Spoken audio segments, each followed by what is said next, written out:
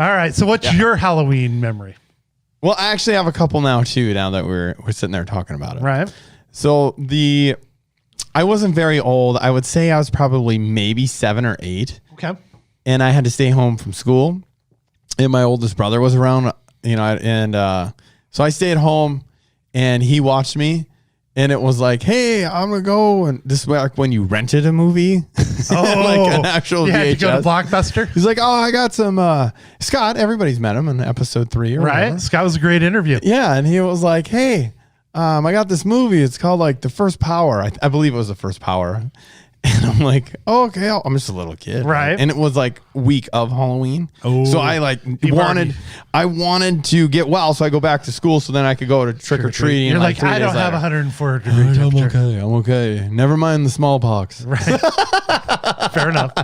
No. So we watched this movie called The First Power. It's kind of wild. I think I'm pretty sure it's The First Power, but it was some of those like stuff that you would actually like, wow, this could really happen, like, cause it was like satanic stuff. It was a little Blair Witch there. Maybe. Yeah. And it was like, whoa.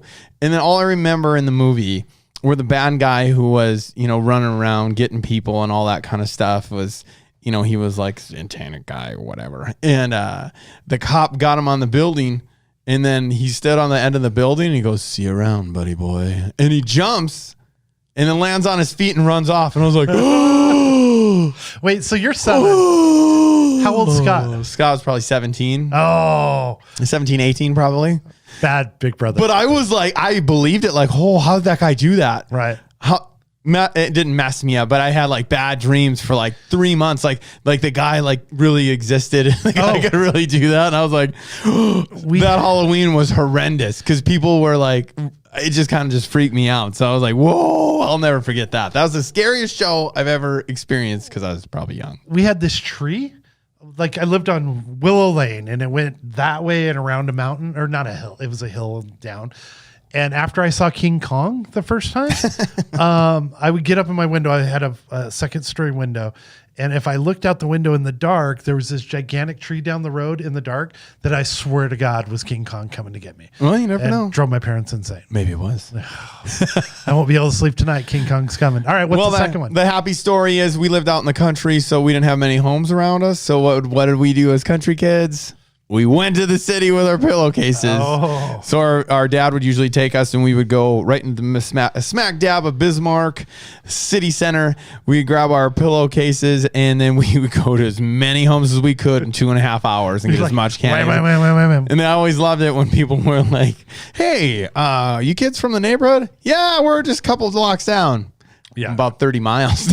Our neighborhood has one house on it. Yeah, it's ours. Dad brings you in a thing of candy. It's like, here you go. That's trick-or-treating. But it was cool because we actually still got to go do it. And it felt like the city. Well, it was the city. But, you get your big. We literally had pillowcases full of candy. Our neighborhood's been like that at times where I'm like, I don't know any of these kids running around through here. And I'm pretty sure that they just kind of come in, get the candy, move over to the next neighborhood, and just roll around. And I'm cool with that because I was that guy. Right? Fair enough.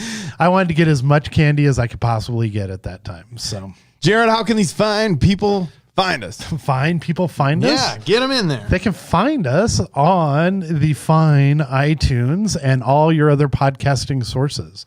And again, rate us, review us, leave a comment. We've had some spicy comments on our YouTube, so I think they're leaving those for Ralphie. What do you think? Maybe, possibly. Speaking of that, if you jump over to our YouTube, you can watch us. We drop every Friday a new YouTube, and every Friday we drop a new podcast. But jump over to YouTube, subscribe. Our first 100 listeners, you're going to jump into a drawing. We got something special for you guys. Yeah, and thank you for all of you who have been watching our YouTube and listening, which is the thousands, which we highly appreciate it, and is going quick for us, which is great. It's moving up. I love getting those viewers. I love getting those subscriptions and just seeing our audience grow. And with some of you that are listening on the podcast, all of our interviews you can see on our YouTube channel. Have you seen all that? Yeah. So like my mom is starting to watch all of these now. That's good. Because Ralphie's just sliced and diced them all up and she starts talking about, oh, I remember this one, blah, blah, blah, blah, blah.